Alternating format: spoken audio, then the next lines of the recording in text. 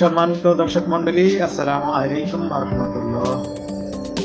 এসিএন বাংলা টেলিভিশনের পক্ষ থেকে আপনাদের স্বাগত। খবর পড়ছি আমি এমডি আনোয়ার হোসেন। জানিয়ে দিচ্ছি আজকে দেশ বিদেশের কিছু গুরুত্বপূর্ণ সংবাদ। সম্পূর্ণ সংবাদ দেখার আহ্বান রইল।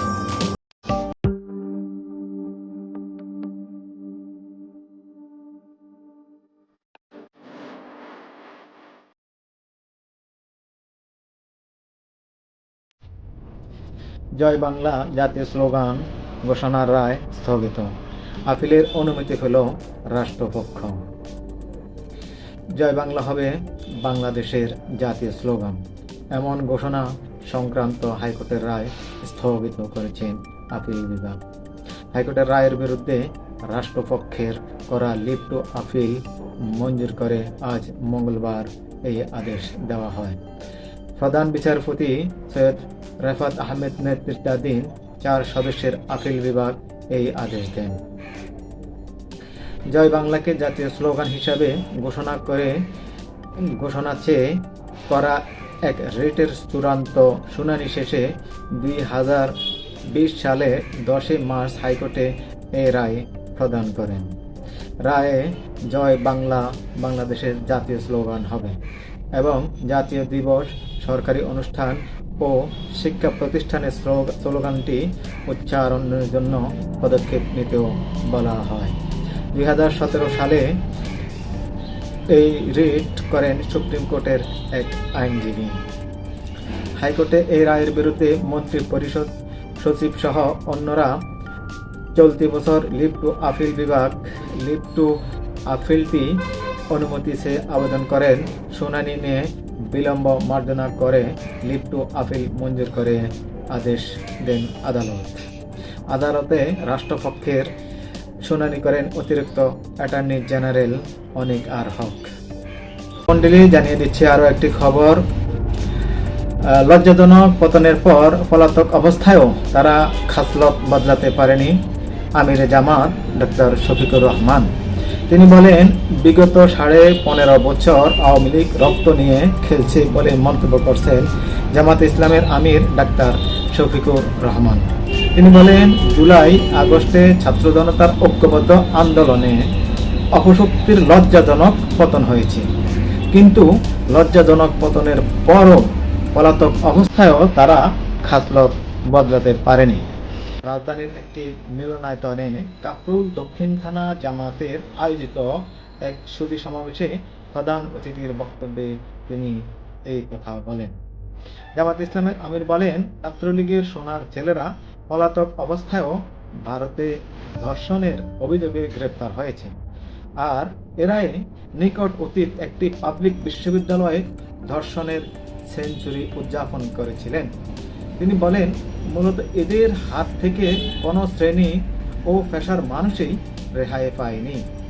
সুপ্রিয় দর্শক মণ্ডলী, জানিয়ে দিচ্ছে আরও একটি খবরের শিরোনাম গুরুত্বপূর্ণ।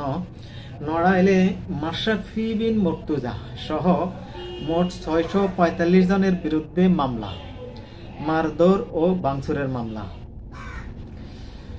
নড়াইল 2 আসনের লোহাগাড়া ও নড়াইল সদরের অংশ সাবেক সংসদ সদস্য মাশরাফি বিন মুর্তজা বিরুদ্ধে মামলা, মারধর এবং ভাঙচুরের অভিযোগে আজকে মামলা করা হয়েছে।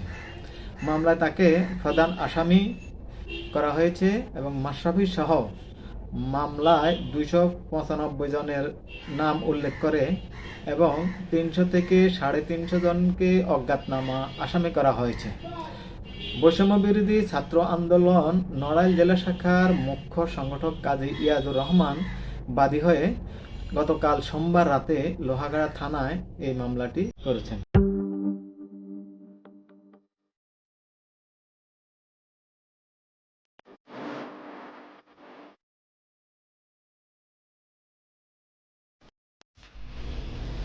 সুপ্রিয় দর্শক মণ্ডলী, জানিয়ে দেব এখন কিছু আন্তর্জাতিক খবর। সিরিয়ার কুখ্যাত সেদনায়া কারাগারে তল্লাশি, পাওয়া গেল 15টি মৃতদেহ। সিরিয়ার কুখ্যাত সেদনায়া কারাগারে 15 জন বেসামরিক নাগরিকের মরদেহ পাওয়া গিয়েছে। কারাগারে তল্লাশি চালাতে গিয়ে উদ্ধারকারীরা মরদেহগুলোর সন্ধান পায় বলে জানিয়েছেন যুক্তরাজ্য ভিত্তিক পর্যবেক্ষক সংস্থা Syrian observatory for human rights. সংস্থাটি বলেন, নৃশংসভাবে নির্যাতনের পর এই 15 ব্যক্তিকে হত্যা করা হয়েছে। সরকার বিরোধী বিদ্রোহী গোষ্ঠীগুলোর জড়ো অভিযান চালিয়ে গত রোববার সিরিয়ার রাজধানী দামেস্কে নিয়ন্ত্রণ নেয়। বিদ্রোহীদের মাত্র 12 দিনে অভিযানে সিরিয়ার বাশার আল আসাদের সরকারের পতন ঘটে। এই স্বৈরশাসকের পতনের পর তিনি দেশ ছেড়ে পালাতে বাধ্য হন। বিদ্রোহীদের এই অভিযানে নেতৃত্ব দেয় হায়াত তাহরির আল শাম। প্রিয় দর্শক মণ্ডলী, জানিয়ে দিচ্ছে আরও একটি সিরিয়ার খবর। সিরিয়ার বিদ্রোহীদের সঙ্গে যোগাযোগের পথ খুঁজছে যুক্তরাষ্ট্র। স্বৈরশাসক বাশার আল আসাদকে ক্ষমতা থেকে উৎখাত করা সিরিয়ার বিদ্রোহীদের সঙ্গে যোগাযোগের উপায় খুঁজছেন মার্কিন প্রেসিডেন্ট জো বাইডেনের প্রশাসন। তুরস্ক সহ এই অঞ্চলকে অন্য অংশীদারদের সহায়তায় সিরিয়ার সঙ্গে অনানুষ্ঠানিক কূটনৈতিক সম্পর্কের যাত্রা শুরু করতে চাইছে যুক্তরাষ্ট্র।